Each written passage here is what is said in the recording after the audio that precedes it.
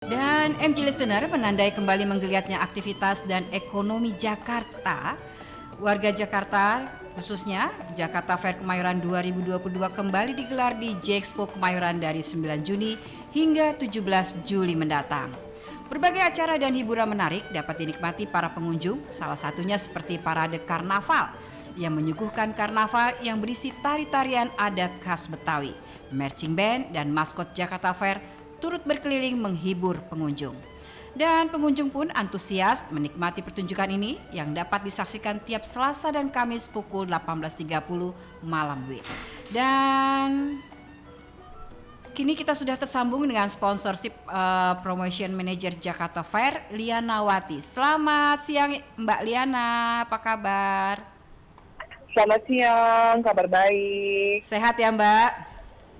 Sehat, semoga semuanya sehat selalu juga ya.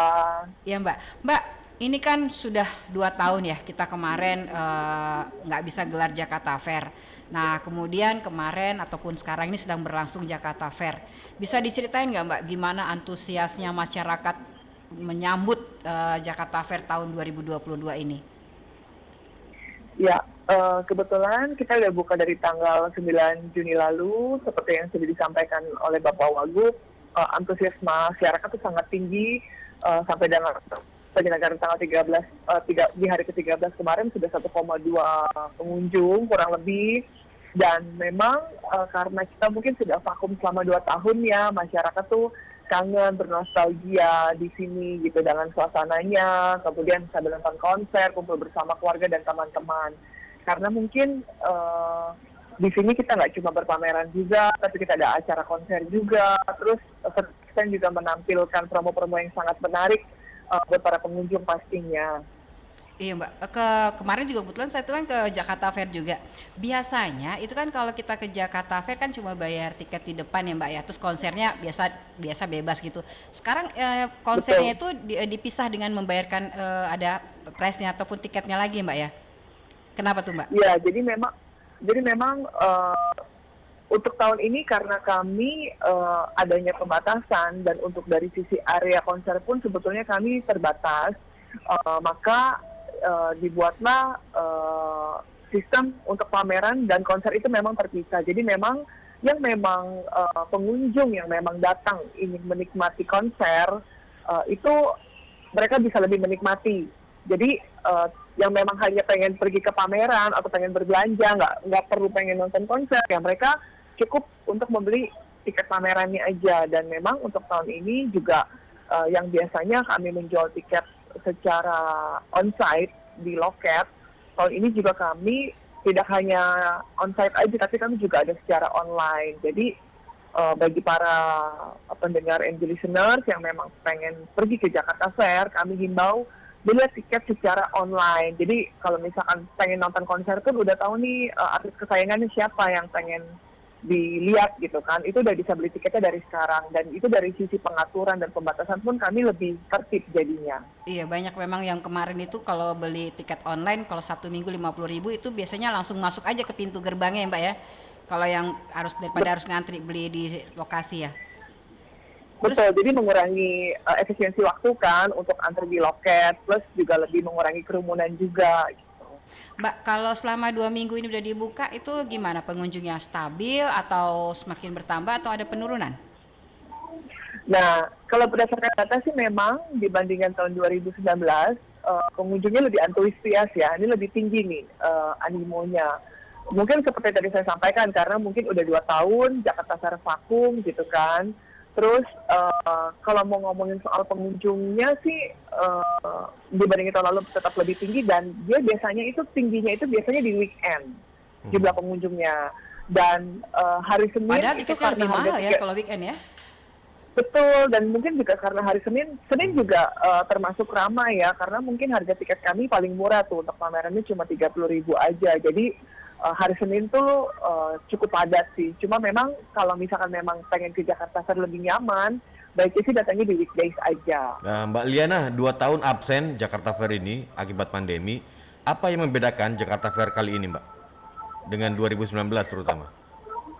Kalau kami harus juga mengikuti, pastinya yang membedakan itu pasti standar protokol kesehatan ya, karena kan dengan adanya pandemi otomatis kami harus mengikuti standar dan ketentuan yang berlaku nih, seperti kayak misalkan pengunjung yang mau masuk itu pasti harus dicek dulu suhu badannya. Kemudian mereka harus scan barcode juga yang terintegrasi dengan Peduli Lindungi, memastikan bahwa si pengunjung ini memang minimal sudah 2 kali divaksin gitu.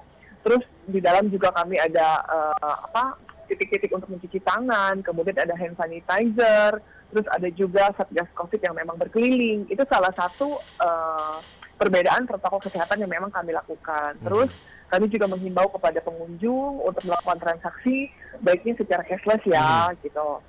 Walaupun memang tetap uang tunai juga tetap diterima. Gitu. Mbak, kalau kita lihat, saya kan kemarin kebetulan ke sana juga tuh Mbak, ada dari dari daerah minta diantarin ke situ. Mbak, kalau lihat dari stand-standnya, kayaknya lebih banyak kan 2019 dan sebelumnya daripada yang ini ya? Atau gimana Sebetulnya Mbak? kami kurang lebih sebenarnya gini, jumlah peserta yang ikutan itu sebenarnya sekitar 2.500 peserta dari 1.500 stand yang ikutan. Nah, kalau berbicara mengenai ada sedikit beberapa area, kayak contoh di area Panggung Gambir kan tahun ini memang kami tidak ada. Sebetulnya gini, persiapan kami tahun ini tuh sangat mepet. Memang banyak juga orang yang tidak menyangka bahwa Jakarta Fair itu akan diselenggarakan di tahun ini. Karena kan dengan adanya pandemik ini, kami juga menunggu ketidakpastian juga Mbak ya? Izin ya. Ya, menunggu izin juga dari pemerintah. Boleh nggak kita melakukan penyelenggaraan ini? Karena kan harus berkoordinasi juga dengan berbagai pihak terkait ya, yang merupakan, karena ini eventnya kan pengunjungnya banyak nih, agak kompleks gitu. Jadi persiapan kami sangat pendek. Cuma mungkin sekitar 1,5 sampai 2 bulan aja nih, yang biasanya cuma 8 bulan, bisa 8 bulan sampai 1 tahun gitu. Stand-stand makanan juga yang biasanya banyak, biasanya kan di bagian belakang tuh banyak stand makanan dari kuliner mancanegara, daerah-daerah nih. Yang banyak cuma yang punya kerak telur. Terus udah gitu yang stand itu yang nggak ada juga tuh Mbak, baju-baju yang biasanya ada factory outlet segala macam yang biasanya berjejer banyak itu sekarang udah nggak ada juga ya Mbak ya?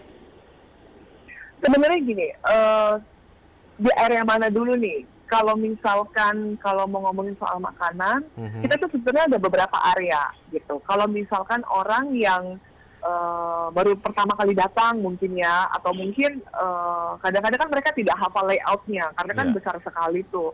Kita itu area makanan tuh sebenarnya terbagi di beberapa tempat. Kayak di hall, di dekat hall E ada namanya Pasar Malam. Itu lebih makanan kekinian yang ada spot-spot foto yang instagramable. Terus kalau mau makan yang lebih khas Indonesia gitu ya, kita ada Pucuk Kulineri Java Heritage, itu ada di belakang Hall D. Terus kalau mau ngomongin soal jajanan yang khas gitu, kayak American Donut, kerak telur, ataupun mungkin jajan-jajanan snack yang 10 ribuan, itu ada di area open space. Kalau mau ngomongin makanan yang ready to go gitu ya, kayak hokka-hokka itu di area Hall E, food courtnya juga ada. Terus di area Gambir Expo yang di belakang, itu juga ada juga namanya City of Life. Dia itu ada danaunya, terus ada tempat makannya juga. Jadi sebetulnya sudah sangat komplit dan sudah ada pembedanya juga dengan 2019 yang lalu Mbak ya? Cuma karena luas jadi susah nyarinya dan orangnya banyak kalau Sabtu Minggu tuh Nurdian. Jadi bingung. Nah, kalau di Mbak Liana, daerah itu pasti ada makanan itu. Mbak Liana, ini kan hari ulang tahun Jakarta hari ini.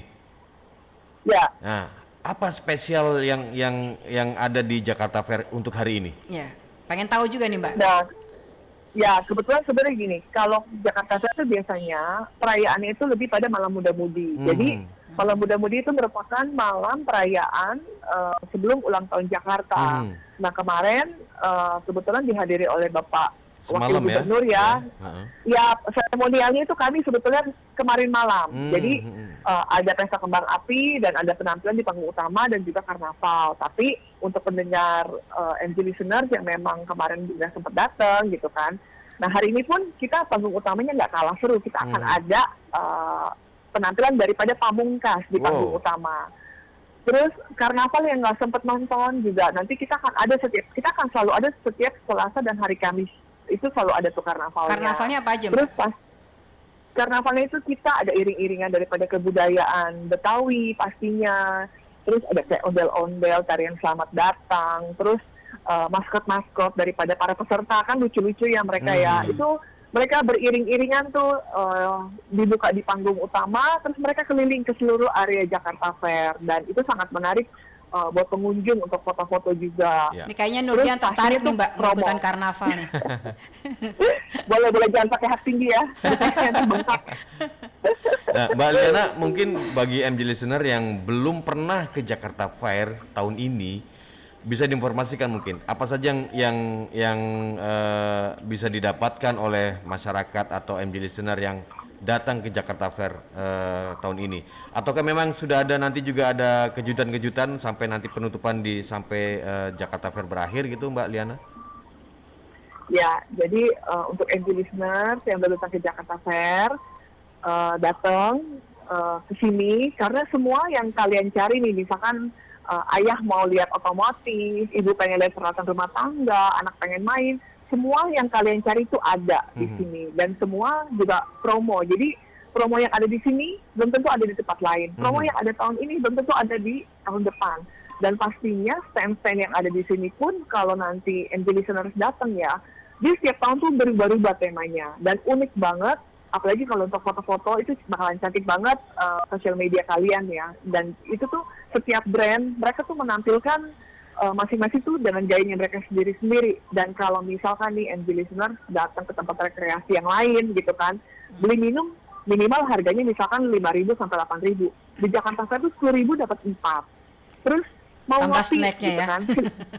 Iya, kalau mau ngopi gratis, tinggal tukerin tiket masuknya. Itu standnya juga bagus, 2 lantai bisa lihat view Jakarta Fair dari atas dan sangat menarik. Jadi itu wajib datang. Kalau mau ngomongin soal kejutan ya, Jakarta Fair itu sudah menyiapkan hadiah grand prize 3 unit mobil, 32 unit motor. Silahkan didaftarin tuh tiketnya ke websitenya kita. Wah, kayaknya menarik banget nih Nurdian. Mbak Liana kayaknya menarik sekali, kayaknya udah nggak sabar pengen 2 kali lagi nih ke Jakarta Fair. Kalau perlu berkali-kali, Berkali-kali biar ya. dapat undiannya kan. Dan terima kasih.